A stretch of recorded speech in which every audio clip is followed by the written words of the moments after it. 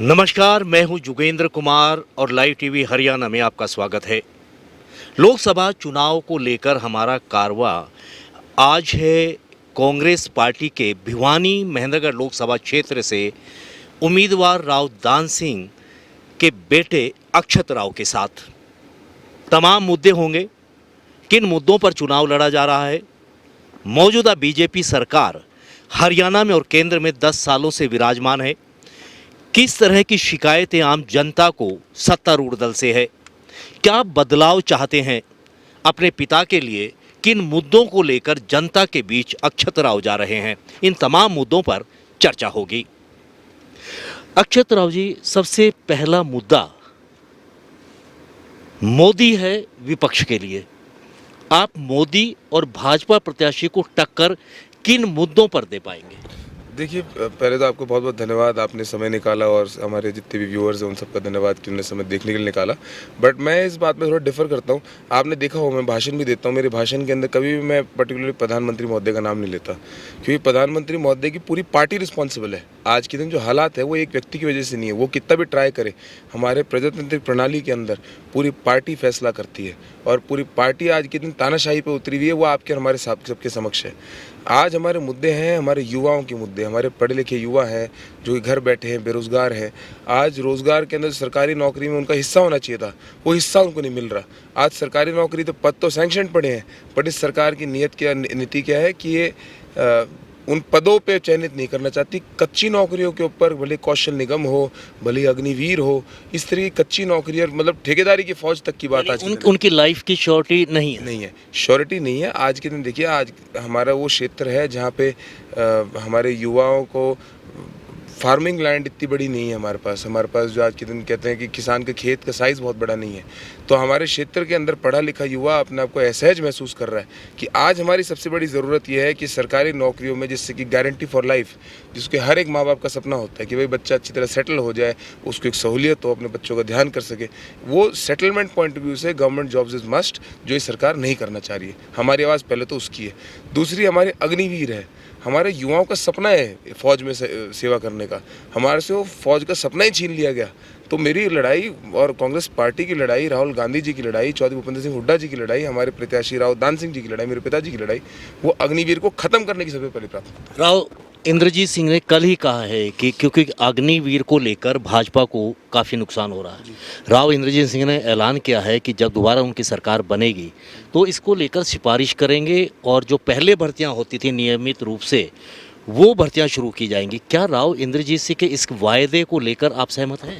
देखिए, मतलब राविंदर जी सीनियर नेता है, ऐसा नहीं, मैं नहीं कहता कि he is not a senior, he is a very senior नेता। उन्हें कांग्रेस में भी सीनियर थे, बीजेपी में भी सीनियर है। बट वक्त नज़ाकत की, मतलब वक्त की ज़रूरत की नज़ाकत की बात है। आज ऐसा क्यों याद आ रहा है उनको अग्निवीर? आज से पहले 4 साल से लगातार हमारे जवान बच्चे धक्के खाते, वो किसी को नहीं दिखे। आज कह रहे हैं कि नहीं, आज जाके अनाउंस कर देंगे। अनाउंसमेंट करनी थी। अब 4 साल का हमने संघर्ष देखा है, हमारे युवाओं की ये हालात देखी थी, जिस तरीके से हमारे युवाओं को जिनने प्रदर्शन करा कि हम अग्निवीर के खिलाफ करते हैं, हम अग्निवीर को नहीं चाहते, उन युवाओं को ये धमकाया गया, डराया गया कि आपकी वीडियोग्राफी होगी, आपकी फ़ोटोग्राफ मिल जाएगी, अगर फ़ोटोग्राफ आपकी मिल गया कोई सरकारी नौकरी नहीं मिलेगी। मतलब हमारे क्षेत्र के युवा से जब मिलता हूँ तो उसको प्रेरणा की ज़रूरत है। और मैं हमेशा एक लाइन बोलता हूँ कि शाखों से टूट जाए वो पत्ते नहीं हैं हम, आंधियों से कहो ज़रा तूफान, अब तूफान से कहो अपने औकात में रहे। आज सबसे बड़ी ज़रूरत है हमारे युवा को ये मजबूती देने की और ये गारंटी देने की कि आप अपनी आवाज़ इस प्रजातांत्रिक प्रणाली के अंदर प्रोटेस्ट के थ्रू रखना चाहते हैं तो आपका हक है, आपका अधिकार है, तो कॉन्स्टिट्यूशन अलाउज इट। बहुत से मुद्दे हैं, हम लोग जनता के बीच जाते हैं।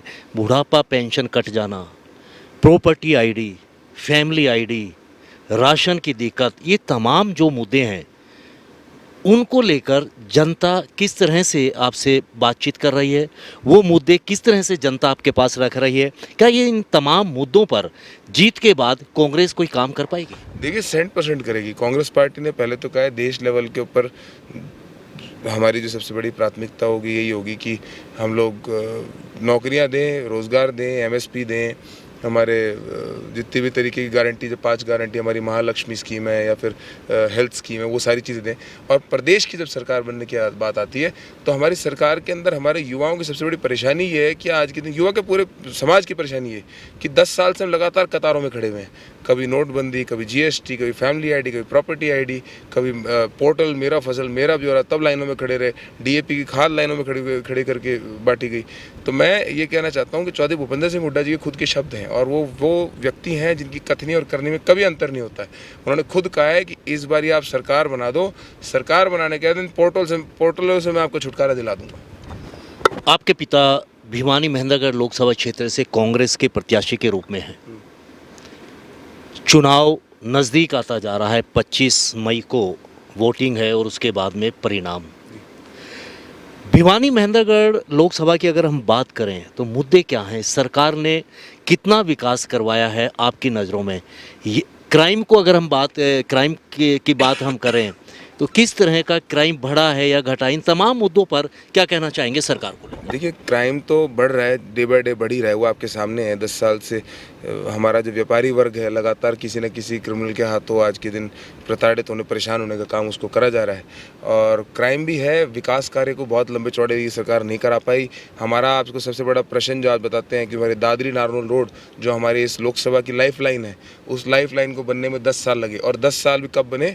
जब 6 बार विधानसभा में वर्तमान के मुख्यमंत्री और उप मुख्यमंत्री के सामने मेरे पिताजी राव दान सिंह जी ने एमएलए होने के नाते 6 बार उनसे आश्वासन लिया। तब जाके मजबूरन जब उनको ये समझ आ गया कि ये भाई अब आंदोलन पे उतरेंगे, तब जाके ये रोड बना है। तो आपको बता सकता हूँ इस क्षेत्र की जो भावनाएं हैं, ये सरकार उसके विपरीत काम करने की सोच रही है। लेकिन भाजपा का ये कहना है कि दक्षिणी हरियाणा में 152D का निर्माण, एम्स का आना, मेडिकल कॉलेज का बन जाना और लॉजिस्टिक हब इस क्षेत्र के लिए जीवन रेखा है। देखिए, जीवन रेखा सरकार का हमेशा कोई भी विकास करना हम मानते हैं होगा, लेकिन आप इसके अंदर एक और चीज़ समझिए, हर एक चीज़ की एक फिजिबिलिटी होती है। आज के दिन सबसे बड़ी फिजिबिलिटी हमारे क्षेत्र के लिए जो पहुंचाने की थी 152D, मोस्ट डेफिनेटली हमारे फ्यूचर प्लान होना चाहिए था। ये तो बात ही नहीं है कि पूरे देश पर प्रदेश को बीच में से बांटने का काम, बीच में से पूरा ड्राइव करने का रास्ता एक बनाने का रास्ता दिया। लॉजिस्टिक पॉइंट ऑफ व्यू से ईजी रहेगा, लेकिन हमारी पहली प्राथमिकता हमारे क्षेत्र को एनसीआर से कनेक्ट करने की होनी चाहिए थी। आज हमारे जो रास्ता है जिसकी सबसे बड़ी लड़ाई है वो जो हमारे गुड़गांव से स्टार्ट करके आईएमटी से स्टार्ट करके आईएमटी खुडाना को जो जोड़ पाएगा भविष्य के अंदर, जिससे कि 152D भी क्रॉस होगा, हमारा दादरी नारनौल मेन रोड भी क्रॉस होगा, वो हमारी लाइफलाइन बन सकता है। क्योंकि उस क्षेत्र से जो व्यापारी है, उस व्यापारी को जब आप ये सहूलियत देंगे कि आप आओ यहाँ पर, यहाँ के काम करो, तो जाके यहाँ पर हमारे उसको इकोनॉमिकली ग्रो कर। आईएमटी को लेकर भी आपका दावा है कि आईएमटी आएगी, रोजगार मिलेंगे लोगों को? हाँ जी, देखिए 2024 के अंदर हमारी और आपकी 2014 के अंदर आपकी और हमारी सबसे बड़ी लास्ट घोषणा जो चौधरी भूपेंद्र सिंह हुड्डा जी की सरकार में थी वो आईएमटी थी। आज आईएमटी के 10 साल हो गए। 10 साल में वर्तमान की सरकार, जिसके अंदर ज़्यादातर ज़मीन पंचायत फ्री ऑफ कॉस्ट देने को तैयार है, इस सरकार की सबसे बड़ी विफलता ये है कि उस आईएमटी का आज तक इंफ्रास्ट्रक्चर ले डाउन नहीं कर पाई और काम नहीं कर पाई। ये आप विश्वास रखिए, सरकार की जो भावनाएं हैं हमारी जनता के साथ नहीं है। आईएमटी खुडाना हमारी लोकसभा के बीचों बीच पड़ती है, ऐसी जगह पड़ती है जहाँ पे कि पूरे लोकसभा के अंदर लाखों लोगों को रोजगार मिल सकता है। लेकिन इस सरकार की वो भावनाएं उस तरीके से नहीं है कि आपके हमारे लिए आप काम करने की सोच। अगर बात की जाए मौजूदा सांसद चौधरी धर्मवीर सिंह, उसको लेकर क्या कहना चाहेंगे 10 साल में? देखिए जी, चौधरी साहब मेरे पिताजी के पुराने टाइम के अच्छे मित्र रहे हैं, लेकिन आपकी हमारी और उनकी विचारधारा की लड़ाई है। 10 साल के अंदर जब भी इस क्षेत्र का, इस डिस्ट्रिक्ट का कोई व्यक्ति उनके पास गया तो उन्होंने हमेशा ये कहा कि भाई तुमने मेरे को वोट नहीं दी, तुमने भाजपा को वोट दिया, तुमने मोदी को वोट दी। आज वो समय आ गया है कि लोग उसका फैसला करके और उनको बता रहे हैं कि जी आपने उस वक्त गलत करा हमारे साथ। क्योंकि कोई भी व्यक्ति हमारे क्षेत्र का अगर हमारे पास आता है तो एक आस के साथ आता है।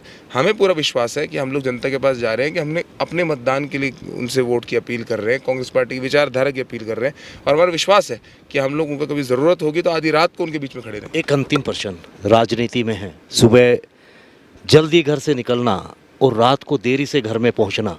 आप युवा हैं जी, घर में पत्नी को कितना समय दे पाते? समय तो जी बिल्कुल नहीं दे पाते। अभी मेरे को अभी दो महीने 3 महीने पहले ही मेरा एक छोटा सा बेटा हुआ है, बिल्कुल भी 3 महीने का छोटा है। तो मेरी वाइफ अभी आज के इलेक्शन टाइम पे हम तो बिजी हो रखे हैं इनमें, वो उनका ध्यान करने में लगी हैं। बट सबसे संघर्षशील तो उनका त्याग तो उनका होता ही है सबसे। पति के रूप में कितनी भूमिका निभा रहे हैं? देखिए आज के दिन तो जनता के अंदर अपनी पूरा टाइम लगा रहे हैं। पति के रूप में इतनी भूमिका निभा पाते हैं कि बच्चों का ध्यान कर पाएँ, उनसे पूछ पाएँ, वाइफ के बाद पूछ पाएँ, बाकी को ज़्यादा समय नहीं दे पाते। ये थे मेरे साथ कांग्रेस प्रत्याशी राव दान सिंह के बेटे अक्षत राव। तमाम मुद्दों पर बात हुई, विकास पर बात हुई, कांग्रेस क्या करने जा रही है उस पर भी बात हुई, भाजपा ने क्या किया उन तमाम मुद्दों पर बात हुई, और परिवार की भी बात हुई कि परिवार को इतना समय वो नहीं दे पा रहे। अब देखना होगा कि 25 मई को जो मतदान होगा, लोगों का सहयोग कांग्रेस पार्टी को कितना मिल पाता है। लाइव टीवी हरियाणा के लिए नारनौल से जुगेंद्र कुमार।